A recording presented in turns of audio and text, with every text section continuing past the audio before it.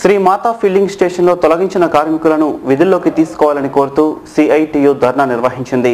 యాజమాన్య మొండి వైఖరిపై నాయకులు తీవ్రస్థాయిలో మండిపడ్డారు. కార్మికులకు ఈఎస్ఐ, పిఎఫ్ సౌకర్యం కల్పించాలని డిమాండ్ చేశారు. సింగనగర్లోని శ్రీ మాతా ఫిల్లింగ్ స్టేషన్ ఎదుట సిఐటియు ఆధ్వర్యంలో ధర్నా జరిగింది. ఈ ధర్నానుద్దేశించి సిఐటియు నాయకులు దుర్గారావు మాట్లాడుతూ, శ్రీ మాతా ఫిల్లింగ్ స్టేషన్లో గత కొన్నేళ్లుగా 11 మంది కార్మికులు పనిచేస్తున్నారని తెలిపారు. వారిలో 9 మందిని అకారణంగా తొలగించారని ఆరోపించారు. కార్మికులకు ఈఎస్ఐ, పిఎఫ్ సౌకర్యం కూడా కల్పించలేదన్నారు. తొలగించిన కార్మికుల్ని వెంటనే విధుల్లోకి తీసుకోవాలని డిమాండ్ చేశారు. లేని పక్షంలో ఆందోళనలు తీవ్రతరం చేస్తామని హెచ్చరించారు. కనీసం లేబర్ కోర్టుకు కూడా 2 సార్లు రాకుండా ఏదో కుంటిసాట్లు తప్పించుకొని ఇవాళ చర్చలు కూడా వచ్చే పరిస్థితి లేదు.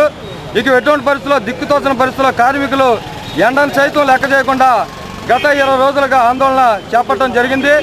ఈరోజు ఈ ఆందోళన ఉధృతం చేయడం కోసం నగరంలో ఉన్న సిఐటిలో అన్ని కార్మికుల రంగాలు కూడా ఈరోజు మద్దతు తెలపడానికి వచ్చాయి.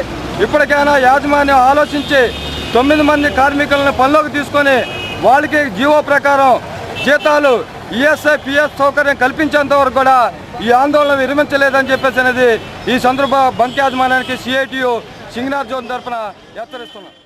ప్రముఖ విప్లవ కవి కేజీ సత్యమూర్తి సాహితీ సేవలపై సాహిత్య సమావేశం నగరంలో జరిగింది. అంబేద్కరిజం, మార్క్సిజం రెండింటినీ సమన్వయం చేసి తెలుగు కవిత్వాన్ని సుసంపన్నం చేసిన గొప్ప కవి కేజీ సత్యమూర్తి అని ఈ సందర్భంగా పలువురు వక్తలు పేర్కొన్నారు. ప్రజాశక్తి నగర్లోని చండ్ర రాజేశ్వరరావు గ్రంథాలయంలో ప్రముఖ విప్లవ కవి శివసాగర్ సాహితీ సేవలపై సాహిత్య సమావేశం నిర్వహించారు. కవి, విప్లవ రచయితల సంఘం బాధ్యుడు అరసవల్లి కృష్ణ మాట్లాడుతూ, విప్లవ కవిత్వాన్ని అత్యున్నతంగా కవిత, పాట, వచనం ద్వారా వెలువరించిన గొప్ప కవి శివసాగర్ అని కొనియాడారు. సత్యమూర్తి సామాజిక జీవన నేపథ్యమే ఆయన కవిత్వానికి వస్తువైందని, పదునైన భాషకు ఆయుధమైందన్నారు. రాజకీయ కవిత్వాన్ని రాయటంలో ఆయన అత్యున్నత స్థానంలో నిలిచారని పేర్కొన్నారు. అంబేద్కరిజం, మార్క్సిజం రెండింటినీ సమన్వయం చేసి తెలుగు కవిత్వాన్ని సుసంపన్నం చేసిన గొప్ప కవిని ఆయన కొనియాడారు.